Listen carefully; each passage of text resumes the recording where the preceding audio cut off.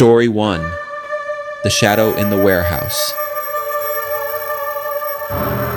Gary had been working as a night shift security guard for nearly 5 years, his post being an old, massive warehouse on the outskirts of town.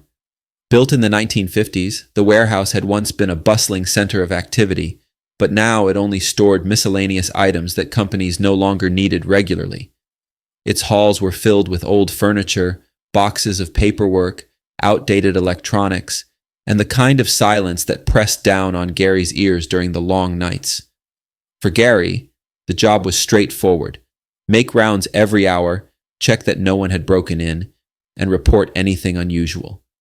In his time there, nothing significant had ever happened, until one night during the height of winter. That night started like any other. The heating in the warehouse had long been broken, so Gary bundled up in multiple layers, his breath visible in the frosty air. At around 2 a.m., on his second round of the night, he began walking the perimeter of the massive building. As he passed through the rows of old furniture and towering metal shelves, he noticed something strange.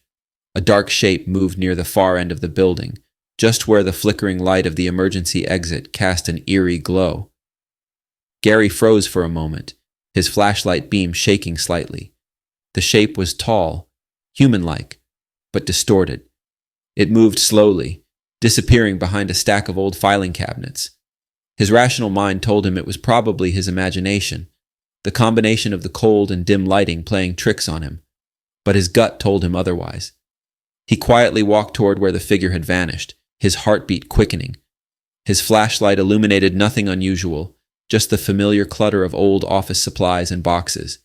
But as he turned to head back, a cold gust of wind swept through the aisle, making him shiver. And then he heard it, a soft whisper, like someone speaking just under their breath. Gary whipped around, his light darting across the area. "Hello!" he called out, his voice echoing in the empty space. There was no answer. The whispering continued, growing louder and more distinct. It wasn't in any language Gary recognized, but it filled his head, making it hard to think. Panicking, he sprinted toward the security office, slamming the door behind him. Breathing heavily, he watched the security monitors, hoping to catch a glimpse of the figure. But all the cameras showed was the same lifeless, empty warehouse he'd seen 1,000 times before. He didn't finish his shift that night. Gary quit the job the next morning and never spoke of what he saw, or thought he saw again. Story 2. The Phantom Worker. Lila had always enjoyed working the night shift at the small bakery. It was peaceful, and she liked being alone. The quiet hours allowed her to focus on preparing fresh dough, mixing batter, and ensuring the ovens were ready for the early morning crowd. The bakery was situated in an old brick building that had been around for over a century. The creaky floors and drafty windows gave it a cozy, if slightly eerie, charm. One night, during a particularly late shift, Lila was in the back, rolling out dough on the large wooden table. It was around 3 a.m., the time when the world seemed to stand still. The only sound was the occasional hum of the refrigerator and the soft scrape of her rolling pin. Suddenly, she heard the distinct sound of footsteps coming from the front of the bakery. They were heavy, slow steps, as though someone was walking deliberately through the shop.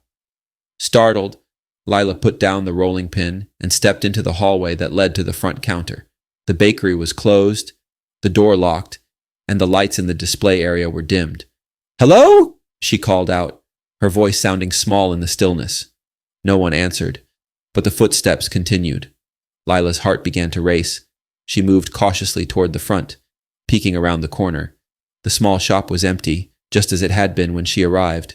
But as she turned to go back to the kitchen, she saw something that made her blood run cold.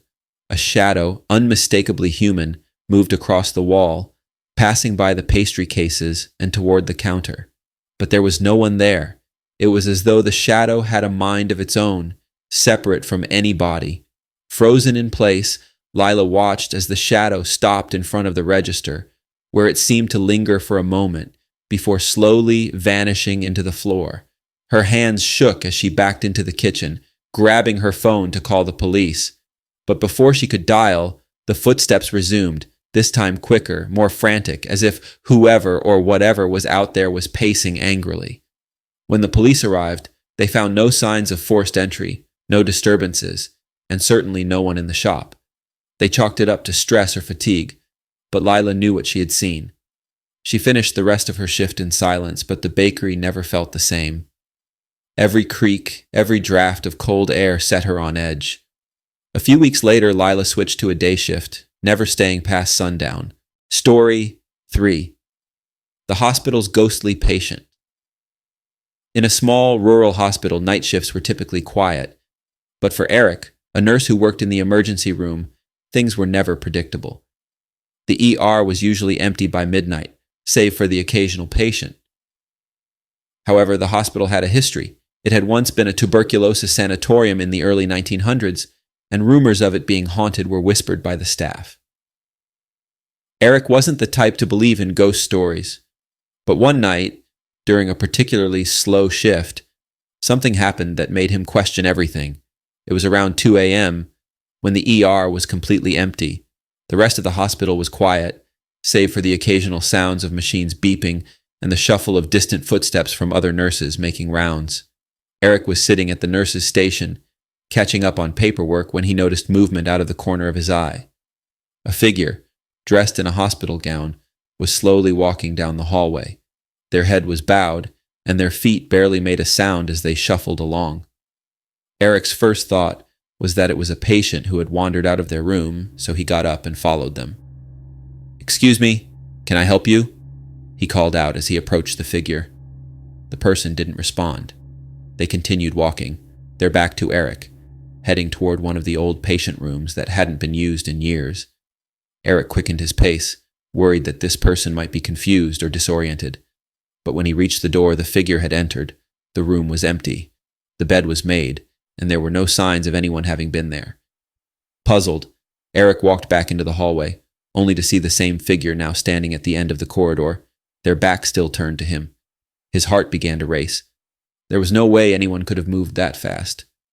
Eric hesitated, but decided to approach the figure again. As he got closer, the temperature in the hallway dropped significantly, his breath becoming visible in the cold air. The lights above flickered, casting strange shadows on the walls. When he was just a few feet away, the figure turned slowly. Eric stopped dead in his tracks. The person's face was pale, almost translucent, with dark, hollow eyes that stared straight through him. And then, in a blink, the figure disappeared. Eric stood there, frozen, trying to comprehend what he had just witnessed. He returned to the nurse's station, his hands trembling as he picked up the phone to call one of his coworkers. But when he told them what had happened, they didn't seem surprised. "You saw the ghost," one of the older nurses said calmly. "It happens from time to time. That hallway used to be part of the sanatorium. They say some of the patients never left." Eric didn't stay much longer at that hospital. The night shift had lost its appeal after that. The coldness, the flickering lights, and the image of that hollow-eyed figure haunted him long after he left. "I